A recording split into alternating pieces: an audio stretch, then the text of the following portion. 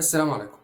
طبعًا إحنا بنعتذر إن إحنا بقى لنا فترة كبيرة جدًا ما قدّمناش أي فيديوهات، والفترة دي ممكن توصل لسنة. خلال السنة دي إحنا كنا بنمُر بظروف إن مش ألطف حاجة، بس إحنا ما قدرناش وقتها وخلال الفترة دي كلّها إن إحنا نقدّم أي محتوى. بس بدايةً من دلوقتي إحنا بنتمنى إن إحنا نقدر نقدّم فيديوهات بصورة مستمرة، ونرجع للمحتوى بتاعنا وإنه يكون محتوى هادف يقدر يخدم ويفيد كل الناس. بس طبعًا استمراريتنا دي مستحيل تيجي من غير دعمكم لينا. الدعم اللي محتاجينه يبقى أكتر من الأول عشان نقدر نقدّم لكم محتوى بصورة مستمرة. واختصارًا للوقت ومن غير كلام كتير، يلا نبدأ فيديو جديد. نايم على سريرك في آخر الليل في أمان الله، وفجأة جه ميعاد الأسئلة الوجودية. ليه عادل إمام ما سددش ديون مصر وحط صورته على الجنيه؟ طيب هو أول مصنع طوب اتبنى إزاي؟ طيب اللي اخترع الساعة عرف الساعة كام منين عشان يظبطها صح؟ وفجأة مخك الجميل يقول لك خد مني دي بقى. يعني إيه مصير؟ طيب إيه الفرق بينه وبين القدر أو النصيب؟ طيب هو أنا مين؟ إيه اللي جابني هنا؟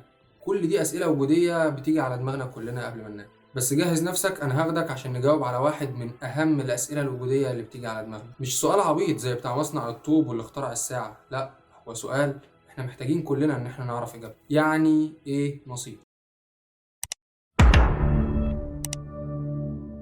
المصير هو ما سوف تؤول إليه أمورك بس باختيارك. ببساطة زي شخص ما بيعرفش يعوم وراح نط في المية، هو هنا بيكون رايح لمصيره لأنه فعلا اختار، أو إن نفس الشخص ده عارف إن في خطر في المكان الفلاني ورايح هناك برجليه. أما القدر فهو تقدير ربنا للأشياء منذ القدم مع علم بوقوعها، وعلم الوقوع ده بيكون في أوقات معينة وبكيفيات مخصوصة، والإنسان ما بيكونش ليه أي دخل فيها. زي المثال اللي ضربناه فوق، بس المرة دي مع اختلاف إن الشخص ده بيعرف يعوم ونزل المية وغرق مع علمه بأمان المية اللي نزل فيها. ده كده هيكون قدره، لأنه مبدئيا بيعرف يعوم، ثانيا عنده علم بأمان المية، ثالثا ما كانش عنده علم بمآل الأمور اللي هتوصل لها. أما بالنسبة للنصيب فهو القدر أو الحصة من شيء معين بياخدها الإنسان، زي مثلا نصيب شخص من الميراث أو من الجمال أو من الرزق أو أي حاجة تانية إحنا بنعتبرها نصيب. طيب إحنا ليه بنستخدم مع الجواز كلمة نصيب مش قدر أو مصير؟ لأن ببساطة الجواز ده هو حصة الشخص ده من الرزق اللي هيحصل عليها في وجود شخص تاني في حياته، فبالتالي ده هيكون نصيب مش قدر أو حتى مصير. طيب السؤال المنطقي دلوقتي واللي المفروض نسأله،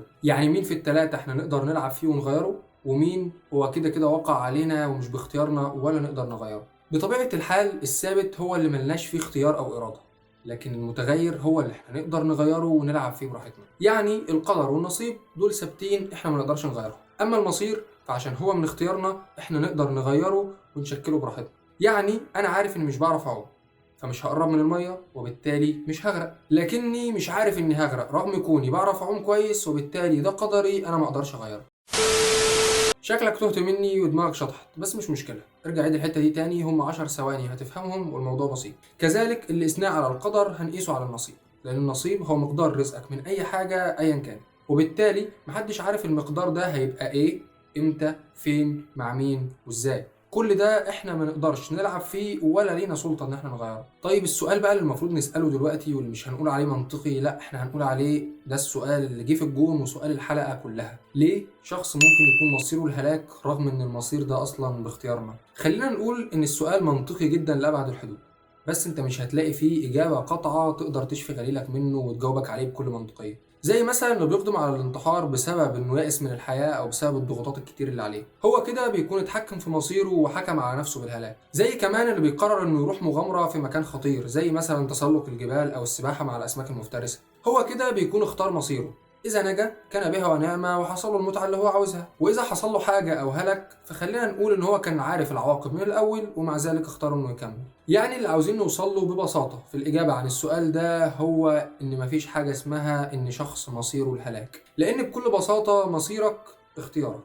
أفعالك اللي أنت بتعملها هي اللي هتحدد طريقك، إما الطريق اللي أنت ماشي فيه ده هيؤدي إلى هلاكك أو هيؤدي إلى نجاتك. كمان احنا في وسط الكلام اللي احنا عمالين نقوله ده احنا جايز نكون جاوبنا على سؤال نوعا ما ممكن يكون عقائدي او فلسفي بامتياز، سؤال الطفولة بتاع اغلبنا ان ما كانش بتاعنا كلنا، وهو هل الانسان مخير ولا مسير؟ احنا كده فهمنا ان الانسان في حاجات مخير فيها زي المصير، وفي حاجات تانية هو مسير فيها ومالوش فيها اي اختيار زي القدر والنصيب. ما تعرفش هتروح فين بكرة ولا رزقك هيبقى فين او نصيبك من حاجة ايا كانت هي ايه هيبقى ازاي. في الأخير خلينا متفقين إن ظروف الحياة حوالينا بتدينا أحيانا الاختيار في حاجات، وحاجات تانية إحنا بنبقى مجبرين عليها. بس كل واحد فينا دايما عنده حرية الاختيار، وانه يفرق ما بين الصح والغلط، وبالتالي يقدر يختار مصيره. وانه كمان ممكن يقدر يختار ما بين اكتر من طريق جايز يكون مش واضح المعالم في اوله، الى انه بيكون وقت اتخاذ القرار عنده اغلب المقومات اللي هترسم له ملامح عن الطريق اللي هيختاره.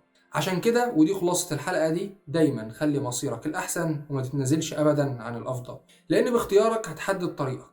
وتحديد الطريق ده مش بس هيبقى مسؤول عن رسم حياتك في الدنيا، لأ كمان هيرسم حياتك في الحياة الآخرة.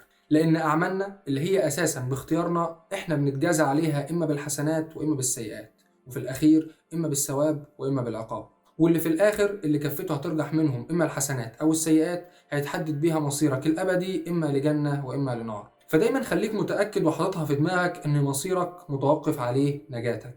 ولما تحط الموضوع ده في دماغك دايما هتعيش صح، ومصيرك هيكون دايما الأحسن. أما بالنسبة للفيديو ده فهو كده خلص. معاه نكون جاوبنا على شوية أسئلة وجودية كده، نتمنى نكون وصلناهم بصورة سهلة ومبسطة والكل قدر يفهمها. نتمنى إن دي تبقى بداية رجوع موفقة لينا، وزي ما قلت لكم في أول الفيديو إحنا مستنيين الدعم بتاعكم عشان نقدر نستمر. كالعادة لو عجبكم المحتوى اللي احنا بنقدمه وحابين ان احنا نستمر، انزلوا اشتركوا في القناة وفعلوا زر الجرس عشان يوصل لكم اول جديد. وكالعادة كان معاكم اسماعيل ابراهيم. سلام.